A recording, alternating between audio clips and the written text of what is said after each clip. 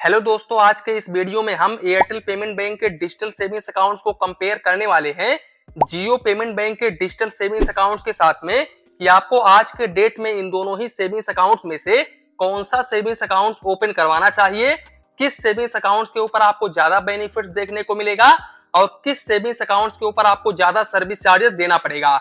अब देखो, यहाँ पर मैंने इन दोनों ही सेविंग्स अकाउंट्स का बाकायदा से एक पीपीटी तैयार करके रखी हुई है, तो अब इस पीपीटी के माध्यम से हम समझेंगे। तो देखो भाई, यहाँ पर मैंने पीपीटी को ओपन कर लिया है। तो यहाँ पर सबसे पहले मैं आपको एक चीज क्लियर कर दूं कि भाई पेमेंट बैंक में आप 2 लाख रुपए से अधिक का अमाउंट बिल्कुल भी नहीं रख सकते, तो इस बात का आप जरूर ध्यान रखें। इसके अलावा पेमेंट बैंक का कोई फिजिकल ब्रांच वगैरह नहीं होता है, तो अगर आपको कोई भविष्य में परेशानी आएगी तो फिर इस केस में आप कस्टमर केयर पर कॉल करके या फिर इनके मोबाइल बैंकिंग एप्लीकेशन के जरिए कंप्लेंट रेज करके ही अपना प्रॉब्लम सॉल्व कर सकते हैं। दूसरा कोई भी ऑप्शंस नहीं है।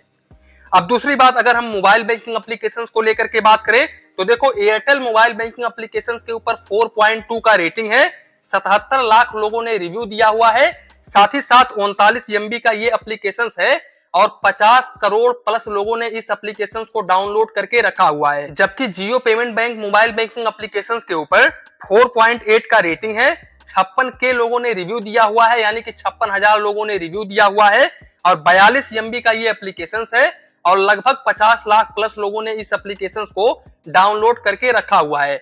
अब देखो, यहाँ पर इतना डिफरेंट आपको क्यों देखने को मिल रहा है, क्योंकि ये जो जियो फाइनेंस का एप्लीकेशन है ये काफी नया एप्लीकेशन है, जबकि एयरटेल का जो एप्लीकेशन है वो काफी पुराना एप्लीकेशन है। तो यहाँ पर आपको इतना डिफरेंट देखने को मिलेगा। लेकिन अगर हम रेटिंग के मामले में देखें तो भाई जियो का मोबाइल बैंकिंग एप्लीकेशन काफी शानदार है। हालांकि इनका जो कस्टमर बेस है वो एयरटेल से काफी कम है, जिसके कारण यहाँ पर आपको ज्यादा डाउनलोड देखने को नहीं मिलेगा। इसके अलावा दोनों ही बैंक DICGC से इंश्योर हैं। यहाँ पर आपका 5 लाख रुपए तक का अमाउंट बिल्कुल सुरक्षित है। दूसरी बात, एयरटेल पेमेंट बैंक में आपको 2.50% से लेकर के 6.5% पर एनम का रेट ऑफ इंटरेस्ट देखने को मिल जाता है। यहाँ पर मैं आपको बता दूं कि जब आपके अकाउंट में 1 लाख रुपए से अधिक बैलेंस होता है तभी आपको 6.50% पर एनम का रेट ऑफ इंटरेस्ट देखने को मिलता है, नहीं तो यहाँ पर भी आपको 2.50% इंटरेस्ट रेट ही देखने को मिलता है। इसके अलावा वहीं पर जियो पेमेंट बैंक के ऊपर आपको 2.50% का ही इंटरेस्ट रेट देखने को मिलता है। तो यहाँ पर जियो पेमेंट बैंक आपको थोड़ा सा कम इंटरेस्ट रेट प्रोवाइड कर रहा है। बाकी अकाउंट ओपन करने के लिए मैं आप लोगों को बता दूं कि यहाँ पर आपका जो एज है वो 18 ईयर्स प्लस होना चाहिए। आप मोबाइल बैंकिंग एप्लीकेशंस के जरिए ऑनलाइन वीडियो KYC के माध्यम से अपना सेविंग्स अकाउंट ओपन कर सकते हैं। अगर आप इन दोनों सेविंग्स अकाउंट में से कोई भी एक सेविंग्स अकाउंट ओपन करना चाहते हैं तो देखो, यहाँ पर जियो पेमेंट बैंक का सेविंग्स अकाउंट ओपन करने के लिए आपको जियो फाइनेंस का ऐप डाउनलोड करके रखना होगा और उस एप्लीकेशन के जरिए आप इस सेविंग्स अकाउंट को ओपन कर सकते हैं।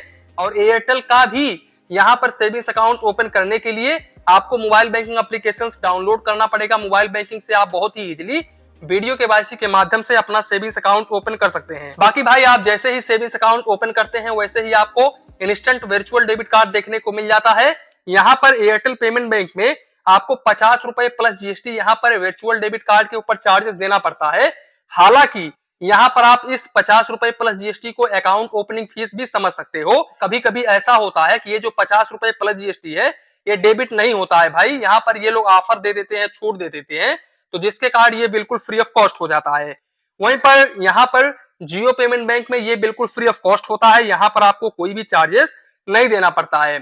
अब सवाल आता है फिजिकल डेबिट कार्ड का। तो देखो, एयरटेल पेमेंट बैंक में अगर आप फिजिकल डेबिट कार्ड अप्लाई करते हो तो आपको इशुएंस फीस 299 रुपीज और एनुअल मेंटेनेंस चार्जेस भी 299 रुपीज देना पड़ता है। और इस डेबिट कार्ड से आप किसी भी ATM मशीन से 5 फाइनेंशियल और नॉन फाइनेंशियल ट्रांजेक्शन कर सकते हैं और मेट्रो सिटी से 3 फाइनेंशियल और नॉन फाइनेंशियल ट्रांजेक्शन मंथली कर सकते हैं। अब अगर आप इस लिमिट को क्रॉस करते हैं तो फाइनेंशियल ट्रांजेक्शन के ऊपर 21 रुपए प्लस GST और नॉन फाइनेंशियल ट्रांजेक्शन के ऊपर 9 रुपए plus GST per transaction charges देना पड़ता है। सबसे अच्छी बात यह है कि इस डेबिट कार्ड से आप 25,000 रुपए पर डे निकाल सकते हैं और 50,000 रुपए तक ऑनलाइन ट्रांजेक्शन कर सकते हैं। जबकि अगर आप Jio payment bank digital savings account के ऊपर फिजिकल डेबिट कार्ड लेते हो तो यहाँ पर आपको इशुएंस फीस 338 रुपीज 98 पैसे चार्जेस देना पड़ेगा और इतना ही आपको एनुअल मेंटेनेंस चार्जेस भी देना पड़ेगा। और यहाँ पर इस डेबिट कार्ड से आप हर महीने यानी कि एक मंथ में 5 ट्रांजेक्शन कर सकते हैं बिल्कुल फ्री ऑफ कॉस्ट में। अब अगर आप इस लिमिट को क्रॉस करते हैं तो फिर इस केस में आपको 23 रुपए प्लस जीएसटी फाइनेंशियल ट्रांजेक्शन के ऊपर और नॉन फाइनेंशियल ट्रांजेक्शन के ऊपर 9 रुपए प्लस जीएसटी यहाँ पर चार्जेस देना पड़ता है पर ट्रांजेक्शन। दूसरी बात, इस डेबिट कार्ड से आप 50,000 रुपए पर डे निकाल सकते हैं और 1,50,000 रुपए तक ऑनलाइन ट्रांजेक्शन कर सकते हैं, तो ये काफी अच्छी बात है। बात करें एसएमएस अलर्ट की, तो यहाँ पर भाई एयरटेल पेमेंट बैंक में आपको 35 पैसे पर एसएमएस चार्जेस देना पड़ता है, लेकिन मंथली 5 एसएमएस आपको बिल्कुल फ्री ऑफ कॉस्ट में देखने को मिलता है। यहाँ पर 5 एसएमएस के ऊपर आपको कोई भी चार्जेस नहीं देना पड़ता है, जबकि जियो पेमेंट बैंक में आपको 20 पैसे पर एसएमएस चार्जेस देना पड़ता है और मैक्सिमम आपको 15 रुपए प्लस जीएसटी मंथली बेसिस पर चार्जेस देना पड़ता है। ये मैक्सिमम चार्जेस है। दूसरी बात, अगर हम कैश डिपॉजिट और कैश विड्रॉवल को लेकर के बात करें तो भाई जियो पेमेंट बैंक में कैश डिपॉजिट और कैश विड्रॉवल बिल्कुल फ्री ऑफ कॉस्ट है। यहाँ पर आपको कोई भी चार्जेस नहीं देना पड़ेगा। इवन यूपीआई भी बिल्कुल फ्री ऑफ कॉस्ट है। आप गूगल पे, फोन पे, पेटीएम वगैरह कर सकते हो। पर डे आप यहाँ पर 1 लाख रुपए तक कर सकते हो। लेकिन वहीं पर एयरटेल पेमेंट बैंक में कैश डिपॉजिट के ऊपर आपको चार्जेस देना पड़ता है। देखो, अगर आप 0 रुपए से लेकर के 25,000 रुपए तक का कैश डिपॉजिट करते हो तो फिर आपको कोई भी चार्जेस नहीं देना पड़ता है एयरटेल पेमेंट बैंक में। लेकिन अगर आप इससे अधिक का कैश डिपॉजिट करते हो तो आप जितना भी अमाउंट कैश डिपॉजिट करते हो उस अमाउंट का 0.75% आपको चार्जेस देना पड़ता है प्लस जीएसटी, तो इस बात का आप जरूर ध्यान रखें। इसके अलावा cash withdrawal Airtel payment bank में अगर आप 0 रुपए से लेकर के 10,000 रुपए तक करते हैं तो आपको कोई भी चार्जेस नहीं देना पड़ेगा। लेकिन अगर आप इससे अधिक करते हैं तो आप जितना भी अधिक करते हैं उसके ऊपर आपको 0.65% आपको चार्जेस देना पड़ता है उस अमाउंट का, तो इस बात का आप जरूर ध्यान रखें।